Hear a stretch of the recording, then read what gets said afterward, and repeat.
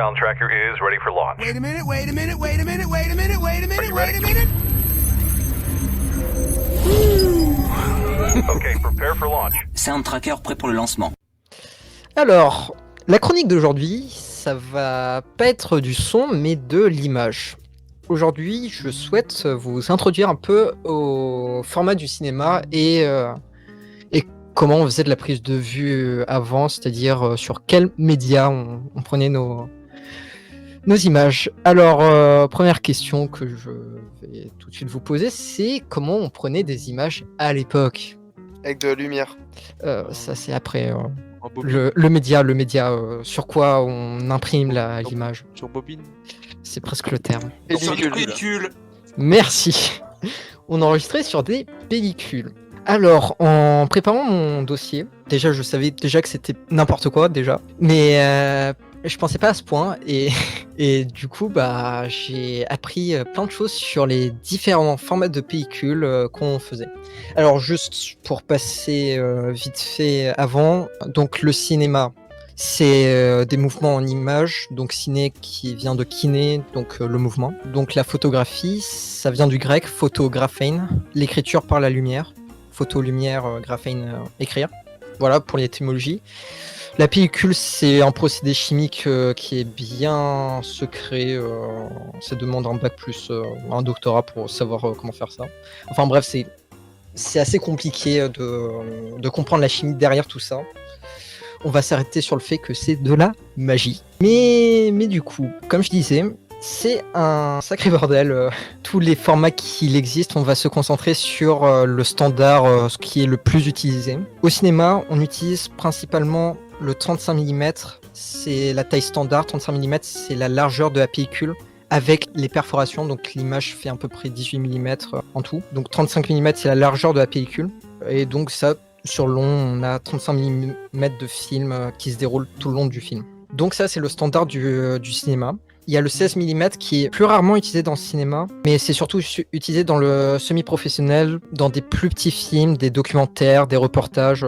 Ça a été beaucoup utilisé à la télévision à l'époque, et c'est un peu utilisé dans le cinéma parce que ça coûtait relativement moins cher que le 35 mm, et donc des pellicules plus petites, plus faciles à transporter, plus faciles aussi à introduire dans la caméra. Il y a le 8 mm qui est le format du grand public qui s'est après transformé plus tard dans un format super, le Super 8, un format un peu plus large qui était plus facile à utiliser, aussi moins cher et plus facile en fait à éditer. Bref, t'achetais ça 15 € à la Fnac, tu l'envoyais en laboratoire une fois que c'est fini, t'as 3 minutes de vidéo là-dessus.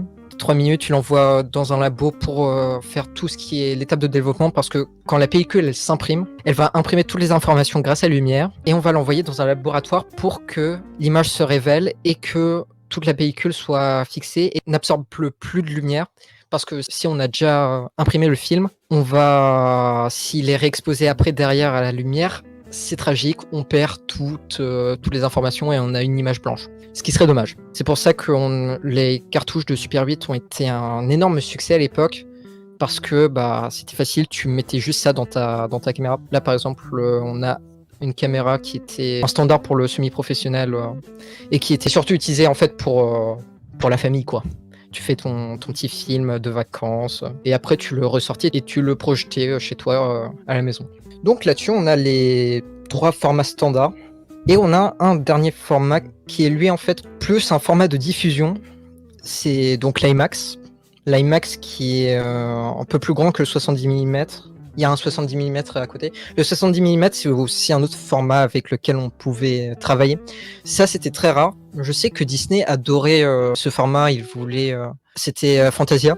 Fantasia, il voulait le faire projeter en 70 mm, mais étant donné que à l'époque, c'était pas commun de filmer en 70, t'avais aucun cinéma compatible et il était très frustré par ça finalement. Et on a donc à côté l'IMAX qui a sa particularité d'être projeté pas donc verticalement comme tout le reste des films, mais il est projeté horizontalement. Donc j'ai pas trouvé de photos, mais il y a des projecteurs spéciaux pour les pellicules IMAX. Et du coup, là-dessus, c'est les différentes pellicules standards du cinéma qui ont été utilisées et aussi dans le grand public. Après, j'ai parlé un peu de comment ça fonctionnait sur le tournage. Et donc, les pellicules, faut les acheter. Et quand on achète de la pellicule, on les achète dans ce type de compartiment qui est donc pas du tout photosensible, qui n'est pas du tout attiré par la lumière, qui est bien hermétique à la lumière. Où on stockait le film, ça c'est les classiques connus du cinéma. Kodak, c'est l'entreprise qui fait la plupart des films. Il y a d'autres entreprises qui en font, mais Kodak c'est le standard. Et on peut remarquer certains chiffres là-dessus. Et c'est là où commence un peu la petite gymnastique, où en fait, là d'abord on voit un chiffre, ça c'est donc la sensibilité. Plus le chiffre est grand, plus ta pellicule sera sensible. Après, tu auras une lettre, soit T, soit D. T, c'est c'est généralement ce que tu vas utiliser en studio. Et D, c'est à la lumière du jour. Parce qu'ils auront c'est comme la balance des blancs, donc un traitement des couleurs différents. Et après, il y a les chiffres qui te disent la taille de la pellicule. Donc, c'est soit 52 ou soit 72. Et c'est si tu filmes en noir et blanc, en couleur, et en inversible ou en négatif. Et c'est là où arrive encore un autre concept qui est le concept du négatif. C'est-à-dire que quand tu vas prendre ton image, en fait, tu vas pas prendre directement ton image comme tu la verrais à l'œil nu, tu verras en négatif. Donc, les noirs seront blancs et les blancs seront noirs. C'est une image inversée. Et donc, quand tu vas faire ton film, tu vas attendre généralement une à 2 semaines que ta pellicule soit traitée, qui est tous les traitements chimiques, comme je disais. Et après, elle va être imprimée sur une autre pellicule qui, elle, est aussi négative. Donc, négatif plus négatif, ça fait un positif. Et ce positif, c'est sur quoi tu vas faire ton montage généralement, parce que ça va être plus simple de directement travailler sur un positif. Donc là-dessus, on a parlé donc du format, des différentes pellicules. Et là, on va parler sur un autre format qui est le format, donc ce qu'on connaît tous, le 16/9, le 2/39, qui sont le ratio de ton image plutôt. On va plutôt utiliser ce terme. Donc il y a le très connu format du cinéma qui est l'anamorphique, qui est en fait une image qui est très large.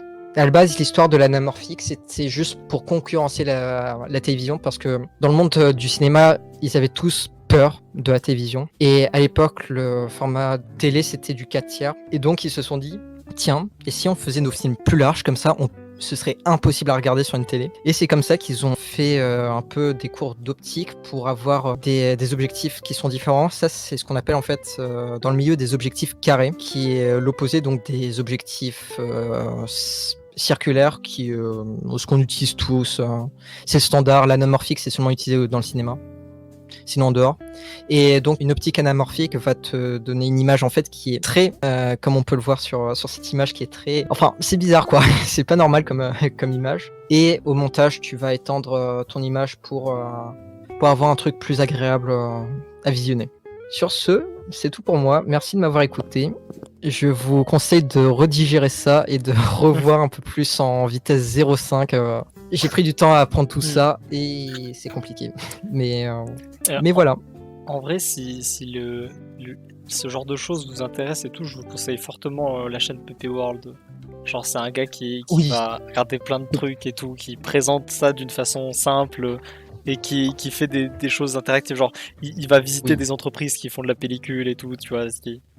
Et aussi dans le son, il y a pas longtemps, il y a une de ses interviews au Guillaume Tell Studio où il parle de Dolby Atmos. Ouais, exactement. Voilà. C'est incroyable. Sinon, moi, je vous conseille aussi, si vous voulez en apprendre beaucoup plus, c'est de rester très tard le soir en VOC avec TM qui. C'est vrai aussi. Le soir. Qui parle de comment avoir un look ciné.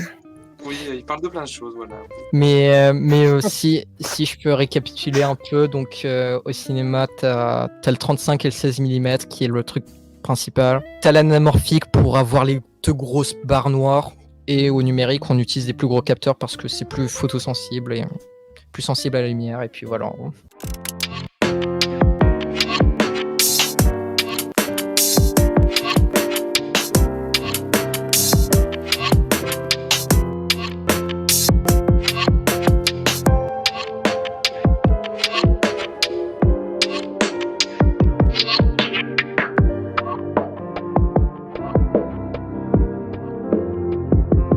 À bientôt pour de nouvelles aventures.